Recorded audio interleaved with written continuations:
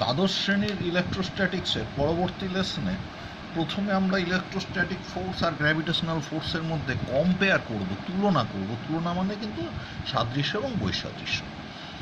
Electrostatic force কিন্তু দুটো point চার্জের মধ্যে যে বল কাজ করছে, কুলম্বের সূত্র যা বলে। অন্যদিকে গ্র্যাভিটেশনাল ফোর্স হলো দুটো পয়েন্ট মাস, বিন্দু ভরের মধ্যে বল সংক্রান্ত। ইলেকট্রোস্ট্যাটিক ফোর্স এটা অ্যাট্রাকটিভ ফোর্স হতে পারে, রিপালসিভ ফোর্সও হতে পারে, কিন্তু gravitational force is attractive one. দুটো ফোর্সই কিন্তু ব্যস্ত বর্গ সূত্র মেনে চলে, অর্থাৎ ইনভার্স স্কোয়ার ল ফলো করে, F is proportional to 1/r²।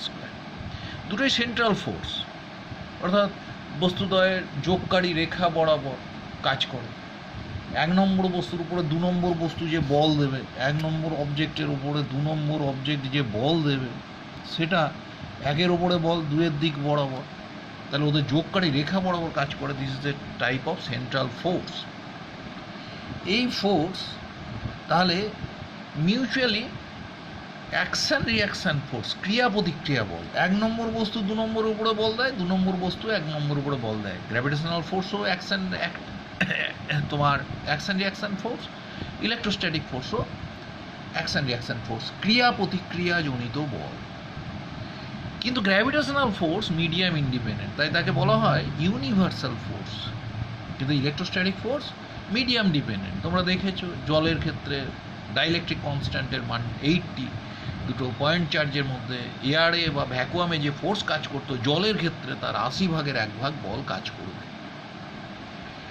Electrostatic force তোমার বস্তুগুলোর গতি বেগের উপর নির্ভর করে না, কিন্তু গ্র্যাভিটেশনাল ফোর্স বস্তু বেগের উপর নির্ভর করে। তোমরা জানো বস্তুর বেগ আলোর বেগের কাছাকাছি হয়ে গেলে এম ভরের বস্তু, m0 ভর রেস্ট মাসযুক্ত বস্তুর ভর হয়ে যায় m = m0/√1 - v²/c²। সুতরাং ভি এর উপরে মাস ডিপেন্ড করে, মাস ডিপেন্ড করলেই গ্র্যাভিটেশনাল ফোর্স কিন্তু ডিপেন্ড করে।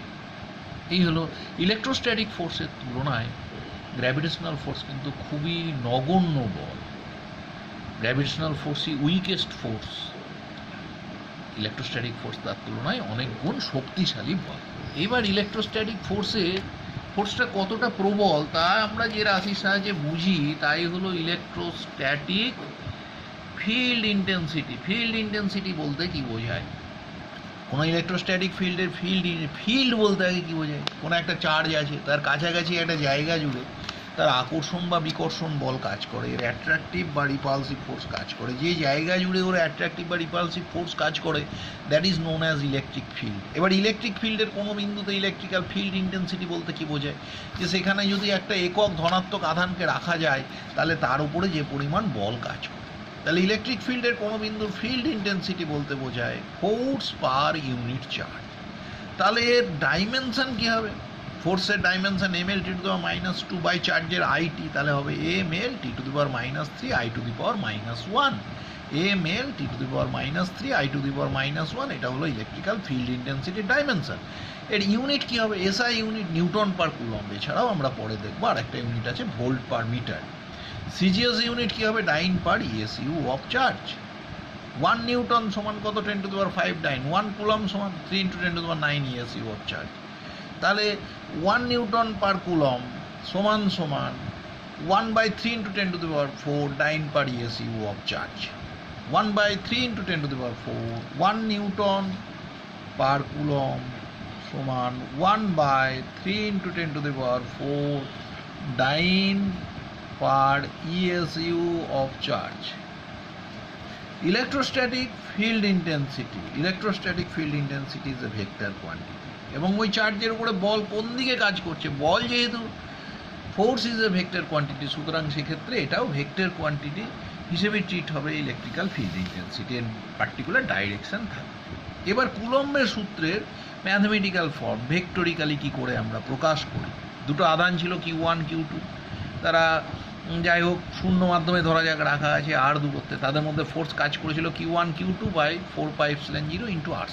কিন্তু যদি আমরা ভেক্টরিক্যালি লিখি, এ ফোর্স যদি কাজ করে কোনো একটার উপরে, তাহলে Q1 Q2 × vector r/r² × vector r। মানে কি করলাম? Q1 Q2/4πε0 r² কে রাখলাম, যে ফোর্স কাজ করছে, ধরো Q1 এর উপরে Q2 বল দিচ্ছে, তাহলে Q2 দিকে একটা একক ভেক্টর নিলাম, সেই ভেক্টরটাই ভেক্টরের দিককে নির্দেশ করবে। একক ভেক্টর নিতে গেলে তার পজিশন ভেক্টর Q1 এর সাপেক্ষে Q2 যদি R হয়, তাহলে vector R by mod R, তাহলে কি থাকলো Q1 Q2 by R, Q1 Q2 into vector R by 4πε0 into R3। এবার R এর অবস্থান দেখো, যদি Q1 এর পজিশন কোঅর্ডিনেট হয় x1 y1 z1 এবং Q2 x2 y2 z2, তাহলে তোমরা জানো R সমান কত হবে, x2 minus x1i plus y2 minus y1j plus z2 minus z1k। তাহলে মড আর কি হবে, root over of x2 minus x1 এর whole square plus y2 minus y1 এর whole square plus z2 minus z1 এর whole square. এইভাবে আমরা ভেক্টরিক্যালি কিন্তু কুলম্বের সূত্রের গাণিতিক রূপকে প্রকাশ করতে পারি। শুধু ইউনিট ভেক্টর দিয়ে গুণ করে দিলাম ম্যাগনিটিউডকে, যেদিকে ফোর্স কাজ করছে সেদিক বরাবর ইউনিট ভেক্টর ছিল আর, এবং আরকে পজিশন কোঅর্ডিনেটের সাহায্যেও আমরা প্রকাশ করা যায় কি করে সেটা দেখি। যদি একাধিক মাধ্যম থাকে, তোমরা দেখেছো f1 q1 q2 by k r square CGS এ, যদি একাধিক মাধ্যম থাকে তাহলে summation root over k1 into r1 তার হোল স্কোয়ার, তাহলে ধরো কে.আই ইন্টু আর.আই তার হোল স্কোয়ার করে দেবো। কেন, ধরো প্রথম মাধ্যম তার মাধ্যমাঙ্ক k1, তাহলে হবে root over k1 into r1 plus দ্বিতীয় মাধ্যমে root over k2 into r2।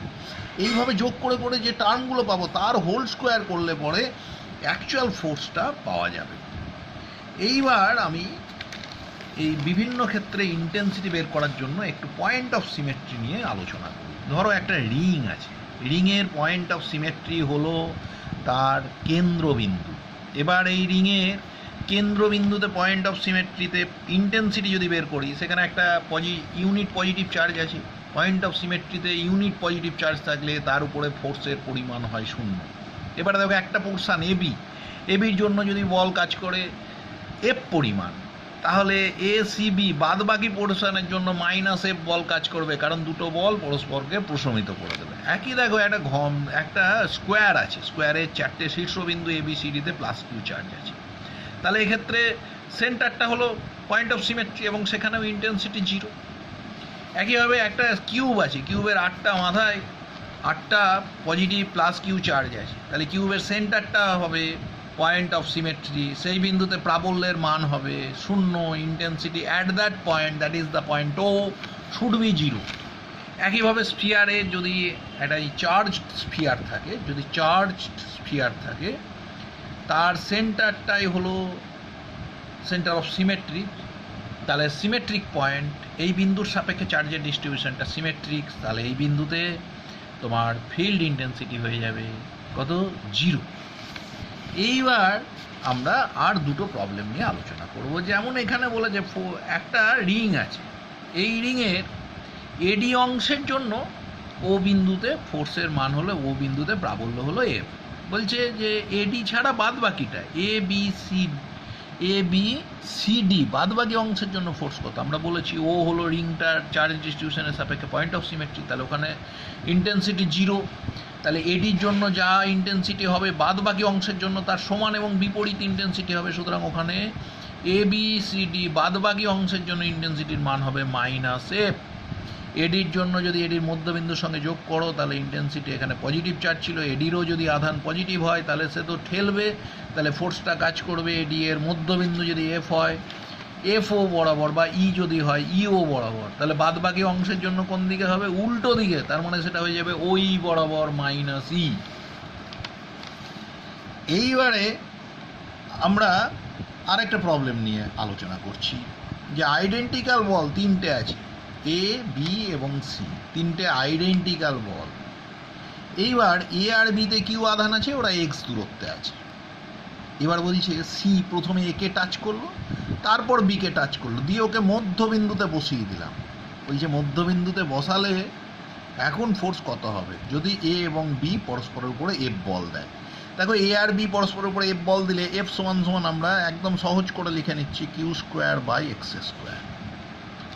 এখন এ আর সি আইডেন্টিক্যাল বল, তাহলে এদের যোগ করলে এরা উভয়ে কিউ/2 করে আধান নেবে, তাহলে এখানে কিউ/2 আধান হলো। এবার সিকে যদি বি এর সঙ্গে যোগ করো, সিতে আছে কিউ/2 আধান, বিতে কিউ আধান, এরাও আইডেন্টিক্যাল বল, আধান সমান সমান শেয়ার করবে, তাহলে মোট আধানের পরিমাণ দুজনের হলো 3q/2, তাহলে এখন সি এর আধান হলো 3q/4, বি এর আদানও হলো 3q/4।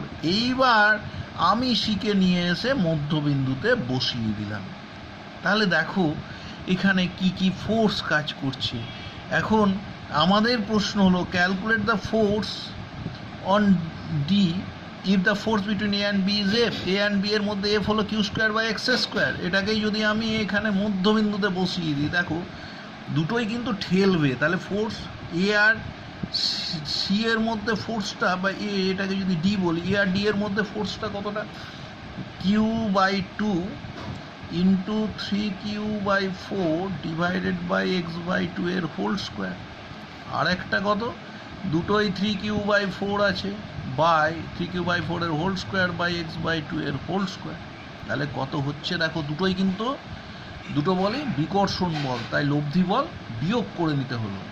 তাহলে দেখো এই 4 উপরে উঠে কেটে গেল, এটা হলো 3q²/4 কেটে গেছে, একটা 4, তাহলে 2 × x² মাইনাস, এখানেও 4 উঠে একটা কাটবে, এখানে হলো 3 3 তিরিক্ষে 9 q²/4 x²। তাহলে দেখো 4x² যদি লসাগু হয় 6q² মাইনাস 9q², তাহলে হলো 3q²/4 x²। q²/x² সমানই আমরা দেখেছি এফ, তাহলে এফ বসালে 3/4 এফ, এটাই হবে ফোর্সের পরিমাণ। এখানে একটা মাইনাস সাইন আসছে, যাই হোক যেটা বড় সেই বলটা অর্থাৎ 3q/4ই তো বড়, সুতরাং বি যেদিকে ঠেলবে সেদিকেই লব্ধি বল কাজ করবে, তাই মাইনাস সাইনটাকে আমরা এখানে নেগলেক্ট করে বলছি ফোর্সের পরিমাণ 3f/4। ঠিক আছে, এই পর্যন্ত প্রবলেমের সলিউশন। এরপরে ইন্টেন্সিটি নিয়ে পরের লেসনে আরও কিছু আলোচনা।